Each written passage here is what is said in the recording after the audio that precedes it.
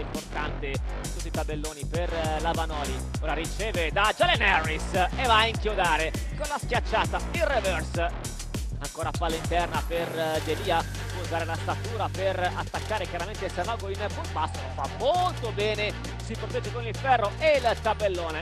Moita prova ancora ad accelerare, altro blocco centrale con McNeese, questa volta arriva un lob facile per l'inchiodata, ressato da Kwonu molto alto al centro di centrocampo, poi si alza da lontano Cavaliero dal palleggio, segna la tripla che fissa il 20-25, con Di Angeli infatti mette una mano, la controlla McNeese, riapre per Harris che si alza da lontano, è caldo Jalen Harris, li si cade fuori molto bene con il fisico Harris, poi si prende la tripla in transizione, bomba a bersaglio per Corey Davis.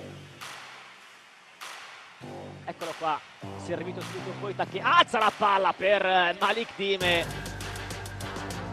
poi va da campo grande, Trieste vuole andare chiaramente interna, si vede Grasulis lo fa molto bene, questa volta con Delia in versione passatore, Delia al centro di stretch, questa volta si sono invertiti ma il fronte non cambia e non cambia nemmeno la mano calda di Andrea Pecchia. 4 punti in fila per Davis che scollina in doppia cifra, poi Harris che va a alzare questa volta per Malik Dime,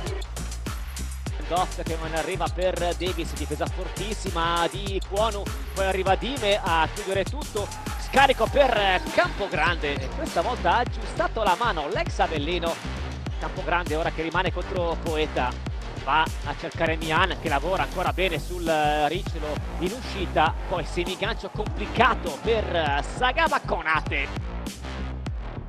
difesa allungata per la Vanoli con Spagnola che prova a mettere pressione, lo brucia però Davis in velocità e riesce a proteggersi anche dalla stoppata di McNeese, appoggia il tabellone, un gran canestro. Il rimbalzo per Harris che prova ancora ad accelerare il tempo con il blocco di McNeese, palleggio, arresto, tiro di enorme pulizia tecnica, poi palla lunga per Delia, Mian perde una grande palla grave in area e poi Cremona pulisce in transizione con Jalen Harris, 9 punti di vantaggio ad ultimo riposo, attacca ancora di forza Davis, scarico per Delia, bella riapertura per Mian che ha una tripla comoda, piedi per terra, palla interna ancora per Grasulis, fuori per Davis,